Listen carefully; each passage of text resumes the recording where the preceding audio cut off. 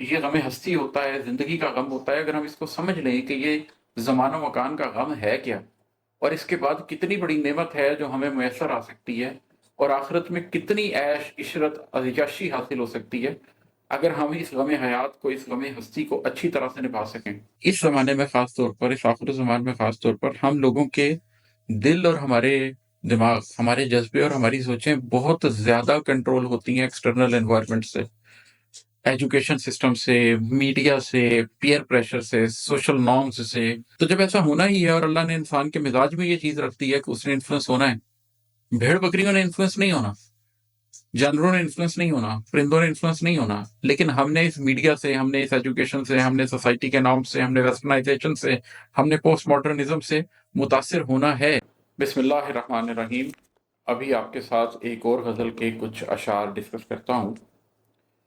इसका मतलब है कि गिरोहे कीना वरा उठ गया है, जाके देख। गिरोहे कीना वरा उठ गया है, जाके देख। खड़ा है दिल का मुहाफिज कोई, बुला के देख। इसका पस मंजर ये है कि जिंदगी में कभी ऐसा होता है कि आप किसी बड़े कॉज या किसी बड़े सिलसिले के लिए जब खड़े होते हैं, तो एक गिरोह आपके गिर्द इकट्ठा कर हो जाता है, लेकिन वो गिरोह कीना वरा होता है। उनके दिलों के अंदर कीना होता है, वो ट्रुथ के साथ, सच्चाई के साथ अलाइंड नहीं होते। और जब ऐसे लोगों के साथ आप होते हैं तो आप किसी मकसद तक नहीं पहुंच सकते, आप किसी मंजिल तक नहीं पहुंच सकते, बल्कि आप उसी एक छोटे से झगड़े को मुसलसल निपटाते रहते हैं। आपको एक दफा एक सुकून की, एक पीस की जगह चाहिए होती है अपने आप को मजबूत करने की। ये सिर्फ जात के अंदर नहीं होता। मसलन मैं आपके सामने एक मिसाल रखता हूँ कि अगर हम जिंदगी की सबसे बड़ी मिसाल भी लें, नबी करीम सल्लल्लाहु अलैहि वसल्लम की हिजरत की, तो मक्का में क्या था? वो एक ऐसे गिरोह में घिरे हुए थे जिनके दिलों के अंदर कीना था, और उसकी वजह से वहां पर वो हकीकी काम हो ही नहीं पा रहा था जो हकीकी काम करना था। उन 13 बरस के अंदर वो सब कुछ नहीं हो सका जो मदीना के 10 बरस के अंदर हो गया, बल्कि कहना चाहिए कि 8 साढ़े 8 बरस के अंदर हो गया। तो जब आप ग्रोह कीना बरा से हट जाते हैं और अपने एक मकसद के साथ जुड़ जाते हैं, तो चीजें बदल जाती हैं। इंसान की अपनी जात के साथ भी ऐसा ही होता है। तो ये शेर कह रहा है कि ग्रोह कीना बरा उठ गया है, जाके देख।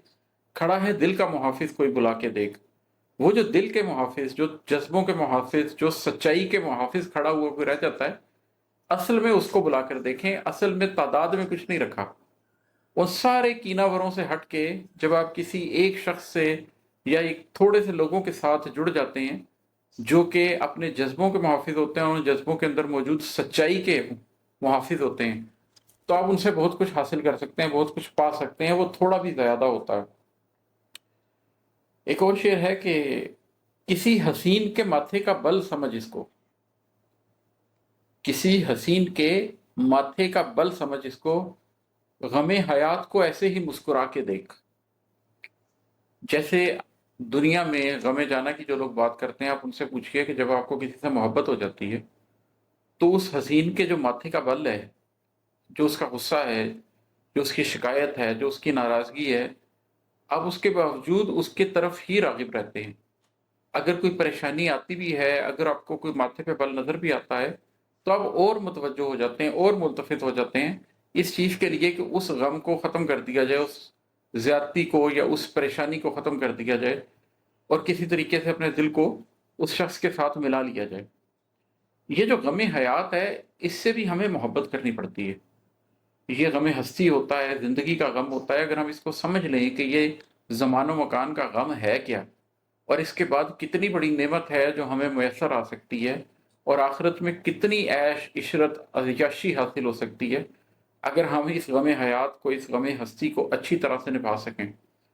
तो फिर जिंदगी में आने वाली तकालीफ को आप ऐसे नहीं देखते कि वो तकलीफ है, बल्कि जैसे आप किसी हसीन के माथे का बल देखते हैं जिससे आपको मोहब्बत हो, उसी तरह आप जिंदगी की तकालीफ को भी देखते हैं कि हाँ, मुझे तुमसे मोहब्बत है और मैंने तुम्हारे साथ अपना निभाव करना है, तुम्हारे साथ चलना है और आखिरत की मंजिल को पाना है। तो फिर आप उसे मुस्कुरा के उस सारी तकलीफ को, उस सारी मुश्किल को बर्दाश्त कर लेते हैं। और एक शेर है कि गलत सही जमाना नहीं बता सकता, गलत सही जमाना नहीं बता सकता, कभी किताब मुकद्दस को भी उठा के देख। शेर तो बड़ा सादा सा है, लेकिन मैं अपने इर्द गिर्द देखता हूँ कि इस ज़माने में ख़ास तौर पर, इस आखिर ज़मान में ख़ास तौर पर हम लोगों के दिल और हमारे दिमाग, हमारे जज़्बे और हमारी सोचें बहुत ज़्यादा कंट्रोल होती हैं एक्सटर्नल एनवायरनमेंट से, एजुकेशन सिस्टम से, मीडिया से, पीयर प्रेशर से, सोशल नॉर्म्स से। हमें एक प्रॉपर तरह का स्ट्रक्चर दे दिया जाता है, हम समझते हैं कि हम आज़ाद हैं, लेकिन हम हकीकत में आज़ाद नहीं होते। ज़्यादातर लोग अपनी तमाम ज़िंदगी किसी और की सोच के साथ गुजार देते हैं। तो जब हमने इन्फ्लुएंस होना ही है, तो फिर वो इन्फ्लुएंस हम अल्लाह की किताब से क्यों ना हो। तो इसलिए मैं लोगों से अक्सर ये कहता हूँ कि ये तो हो नहीं सकता कि आप किसी से इन्फ्लुएंस हो ना रहे हो, ये तो हो नहीं सकता कि आप किसी ना किसी की सुन्नत पर ना चल रहे हो। तो जब ऐसा होना ही है और अल्लाह ने इंसान के मिजाज में ये चीज़ रख दी है कि उसने इन्फ्लुएंस होना है, भेड़ बकरियों ने इन्फ्लुएंस नहीं होना, जानवरों ने इन्फ्लुएंस नहीं होना, परिंदों ने इन्फ्लुएंस नहीं होना, लेकिन हमने इस मीडिया से, हमने इस एजुकेशन से, हमने सोसाइटी के नॉर्म से, हमने वेस्टर्नाइजेशन से, हमने पोस्ट मॉडर्निज्म से मुतासिर होना है। जब होना ही है किसी चीज़ से मुतासिर, तो अल्लाह की किताब से क्यों ना मुतासिर हुआ जाए, ताकि हम सिबगतुल्लाह में रंग सके, अल्लाह के रंग में रंग सके। एक और शेर है कि मेरा वजूद दरख्शां हुआ है जिस गम से, मेरा वजूद दरख्शां हुआ है जिस गम से, उसी का बीज हर एक कल्ब में लगा के देख। ये वो कोशिश, वो काविश है जो इस वक्त भी मैं आपके सामने बैठकर कर रहा हूँ, कि मुझे अपने बारे में भी ये महसूस होता है कि जब मैंने गमे हस्ती को पा लिया, जब मैं ज़िंदगी के छोटे छोटे गमों से निकल गया, मैं फ़िराक व वस्ल के मसलों से निकल गया, मैं गमे दौरां के मसलों से निकल गया, मैं फ़िक्र मुआश के मसलों से निकल गया। इसका मतलब ये नहीं है कि वो मसले ख़त्म हो गए, लेकिन मैंने उन मसलों को अहमियत देनी कम कर दी और ये सोचना शुरू कर दिया कि हकीकी गम तो बहरहाल गमे हस्ती ही है। बाकी सारे गम आते हैं, ज़िंदगी के हर अहद में कोई गम होता है, फिर वो किस अहद गुज़र जाता है, उसमें वो गम गुज़र जाता है, फिर कोई और काम आ जाता है, ये तो चलते रहेंगे।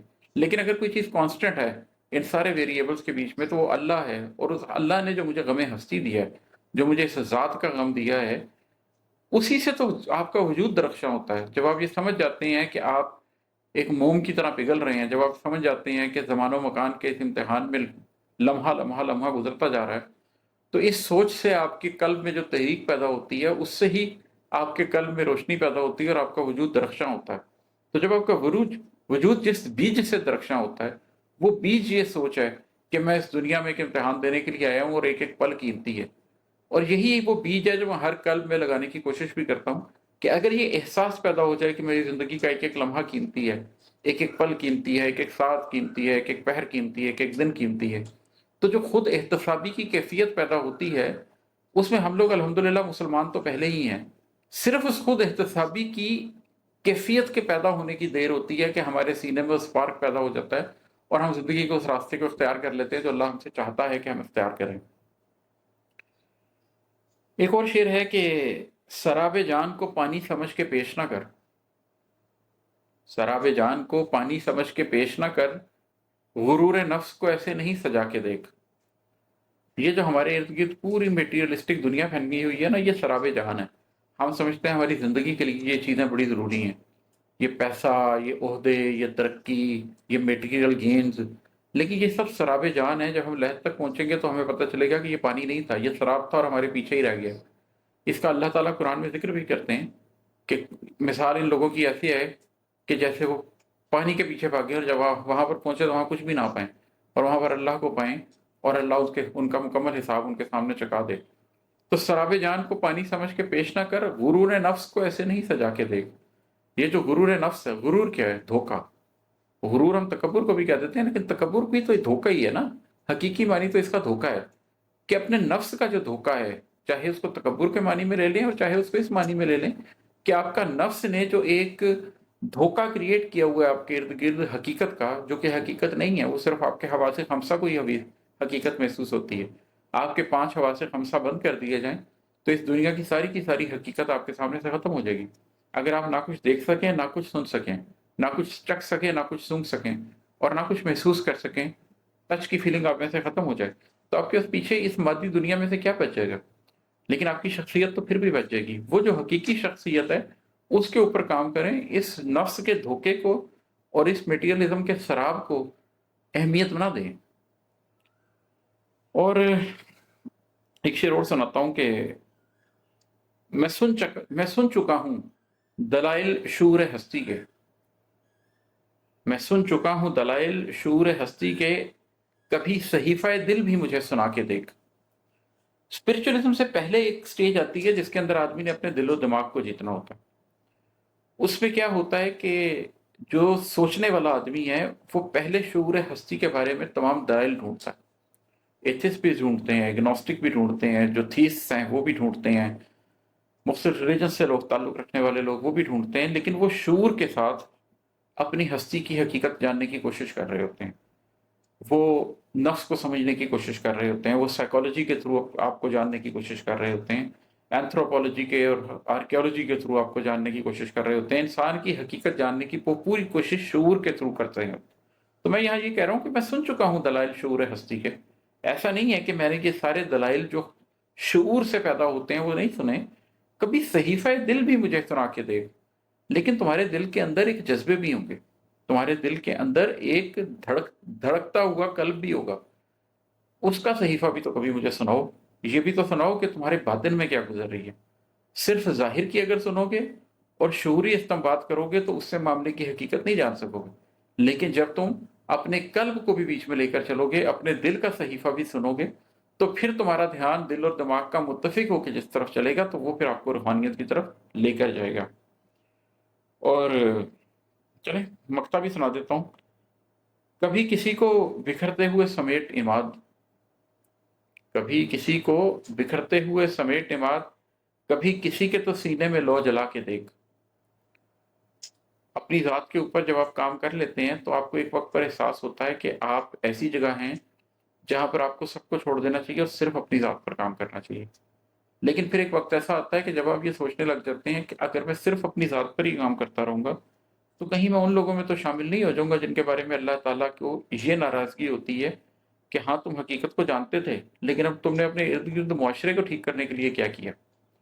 और उन लोगों को भी सज़ा मिलेगी जो बिगड़े हुए थे, और उन लोगों को भी सज़ा मिलेगी जो खुद तो बिगड़े हुए नहीं थे लेकिन उन्होंने बिगड़े हुए लोगों को देखा और सोचा कि कोई फ़र्क नहीं पड़ता। कुरान में इस बारे में एक आयत भी मौजूद है कि एक तरफ तो वो लोग थे जो बिगड़े हुए थे, जो काफिर थे, लेकिन दूसरी तरफ जो अहले हक थे वो भी दो ग्रोहों में बट गए।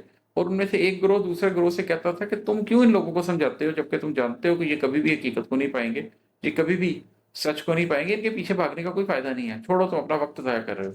तो दूसरा ग्रोह उनसे आगे से ये कहता था कि नहीं, हम कम से कम इतना अपनी कोशिश तो करें, हम अल्लाह को ये तो कह सकें कि हमने अपनी कोशिश की है।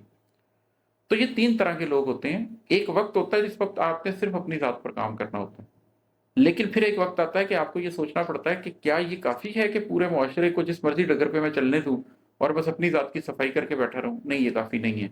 उस वक्त आप ये चाहते हैं कि आप किसी दूसरे को भी बचाने की कोशिश करें, किसी दूसरे को भी हक बताने की कोशिश करें, दूसरे को भी उस रास्ते पे ले जाने की कोशिश करें जिस पर आप चल रहे हैं। तो उस तनाजुर में ये शेर है कि कभी किसी को बिखरते हुए समेट इमाद, कभी किसी के तो सीने में लौ जला कर देख। उम्मीद है किसी ना किसी के सीने में जो लौ जलाने के काबिल हो जाऊंगा मैं इंशाअल्लाह ताला। शुक्रिया।